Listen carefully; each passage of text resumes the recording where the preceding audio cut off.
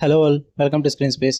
ఈ వీడియోలో రిప్పన్ స్వామి Kannada movie review అయితే తెలుసుకుందాం. మూవీ డ్యూరేషన్ అయితే 2 hours 18 minutes అయితే ఉంటుంది. తెలుగు డబ్బింగ్ అయితే లేదు, కన్నడ లాంగ్వేజ్ ఉంటుంది, సబ్ టైటిల్స్ తో చూడొచ్చు. స్టోరీ ప్రొడక్షన్కి వచ్చేస్తే సింపుల్ స్టోరీ లైన్ భయ్య. మెయిన్ లీడ్ అయిన రిప్పన్ స్వామి అనే పర్సన్ అయితే సూసైడ్ చేసుకోవడం అయితే జరుగుద్ది. అది అసలు సూసైడా లేక మర్డరా, అసలు ఈ రిప్పన్ స్వామి ఎవరు, తన లైఫ్ ఏంటన్నది మీరు ఈ మూవీలో చూడడం అయితే జరుగుద్ది. ఇక ఫుల్ వీడియోలోకి వెళ్ళిపోయే ముందు వీడియోని లైక్ చేయండి అండ్ రివ్యూని కూడా చివరి వరకు చూడండి, అప్పుడే మీకు క్లియర్ గా అర్థమవుతుంది.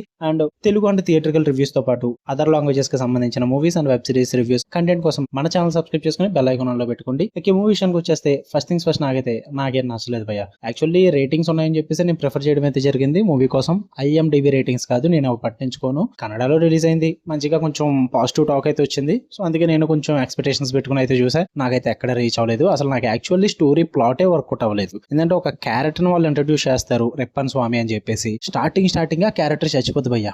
మూవీ మొత్తం నడిచేది ఆ క్యారెక్టర్ చుట్టూ. స్టార్టింగ్ నువ్వు ఆ క్యారెక్టర్ ని చంపేశావు. చచ్చిపోయిన క్యారెక్టర్ కోసం తెలుసుకోవాలన్న ఇంట్రెస్ట్ అయితే నాకు లేదు. బట్ సరే, అది సూసైడా మర్డర్ ఏదో చూపిస్తారు కదా అన్న ఫీల్ అయితే స్టార్ట్ చేశారు మూవీని. స్టార్ట్ అయిన ఒక 10 to 15 minutes గా నాకు అర్థమైపోయింది క్లైమాక్స్ ట్విస్ట్ ఏంటన్నది. అంత ప్రెడిక్టబుల్ గా అనిపించింది వాళ్ళు రాసుకున్న స్టోరీ అయితే. అండ్ స్టార్టింగ్ నుంచి ఎండింగ్ వరకు 2 hours 18 minutes ఎంత స్ట్రెచ్ చేయాలో అంతా స్ట్రెచ్ చేస్తారు భయ్య. అంటే ఇంత చిన్న దాన్ని ఇంత సాగి తీసారన్న ఫీల్ అయితే వచ్చింది నాకు. ఎలా పడితే అలా వెళ్తూ ఉంటాయి రైటింగ్స్ అన్నవి. అంటే అంత కన్వీనియంట్ గా ఉండవు, ఒక నేచురల్ ఫ్లో అంటూ ఉండదు. ప్రతిదీ కూడా కొంచెం ఆర్టిఫిషియల్ సెటప్స్ లాగా అనిపిస్తుంది. అండ్ మెయిన్ గా చాలా సైడ్ క్యారెక్టర్స్ అయితే ఇన్వాల్వ్ అయి ఉంటాయి అనమాట స్టోరీలో. వాళ్ళకు కూడా సరిగ్గా రైటింగ్స్ అయితే పడలేదని చెప్తా. పర్ఫార్మెన్సెస్ వైజ్ అయితే అందరూ బాగానే చేశారు, కానీ రైటింగ్స్ హెల్ప్ చేయలేదు. అండ్ మెయిన్ గా స్టోరీకి అంత డెప్త్ లేదు. అండ్ చాలా వరకు కూడా ట్విస్ట్లు కూడా ప్రెడిక్టబుల్ గా ఉన్నాయి.